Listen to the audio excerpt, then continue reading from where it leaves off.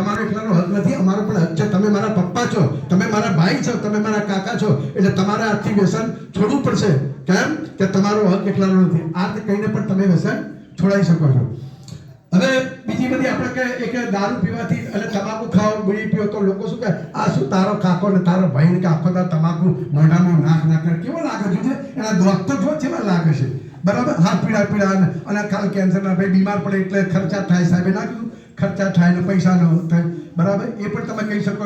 અને ઘણી વાર તો દારૂ જેવા નશામાં કો તો એ બધા નશામાં શું થાય, ઘરમાં પતિ પત્નીના શું થાય, ઝઘડા થાય. જો દીકરી બોલી સાહેબ, ઝઘડા થાય તો આપણે એ પણ કહેવાય કે ઘરમાં ઝઘડા થાય, બરાબર? તો આપણે એવું પણ ઝઘડા આપણે પછી આપણી ઘરમાં ઇજ્જત આપણું ના રહે. આપણા ગામમાં કોઈ છે ને, કોઈ પૈસા ઉછીતા આવતું હોય ને, પપ્પા દારૂ પીતા હોય કે તમાકુ ખાતા હોય તો પૈસા ઉછીના ના આપે. એટલે આ બધા વ્યસનથી ઘણા બધા નુકસાન છે. એટલે આપણે એક ખાસ પ્રયત્ન કરીએ કે વ્યસન છોડાવીએ. હવે સાહેબ અમે તો વ્યસન હવે સાંભળો, વ્યસન છોડાવવાની સાથે બેન અમે એક અહિંસાનું પણ કામ કરીએ છીએ. એટલે આ લોકો તો અહિંસાની ખબર નહીં હોય. અહિંસા એટલે શું ખબર છે તમને બેટા? અહિંસા એટલે કોઈને આવડે? અહિંસા એટલે શું ખબર છે બેટા?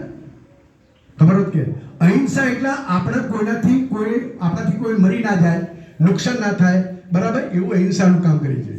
શું કરીએ છીએ?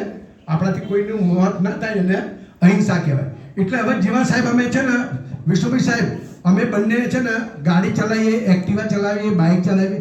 કોઈ દિવસ અમારી ગાડી નીચે, એક્ટિવા નીચે કોઈ છે કબૂતર છે, પોપટ છે, ચકલી છે, ભૂંડ છે, કૂતરું છે, ક્યારે નહીં આવ્યું હોય. તમારા તો ઘણી વાર આવી ગયા છે, કોઈ વાર તો આવી ગયું છે, બની ગયું છે.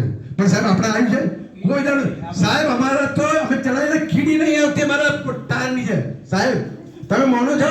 કીડી મકોડા જેવા અમે સ્કૂલમાં દાખલ થયા ને એટલે તરત જ નરેશભાઈને મેં કીધું, સર ગાડી ઊભી નાખો.